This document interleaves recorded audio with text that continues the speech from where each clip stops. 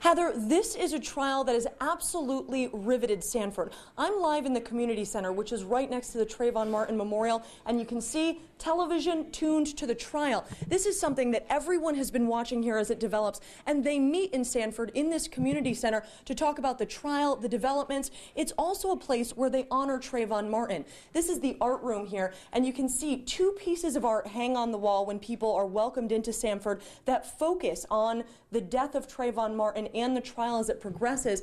And a lot of times people doing this artwork here in this community center know more about what's going on with that trial than the 6 people sitting inside that jury box. That's because there are some key pieces of evidence on both sides that the judge has disallowed into testimony.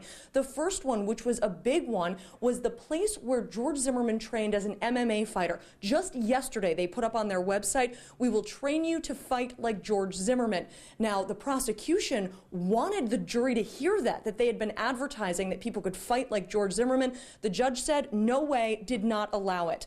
The judge also would not allow the defense to present a 3D reenactment of what they say happened that night. The judge will allow them to use it in closing arguments, but will not allow them to use it as evidence. Also, the judge threw out race-based arguments on both sides of the aisle, so neither side could use them. So certainly some key rulings against both the defense and the prosecution in this case, but these are things that the jury will never know until after they've ruled here. So they can only hear what's going on when they're inside that courtroom, and a lot of times during these proceedings, they've been asked to step out of the room. So Heather, this is a case where they can only know what they're able to hear, and there are some key rulings that they haven't been able to see. Heather?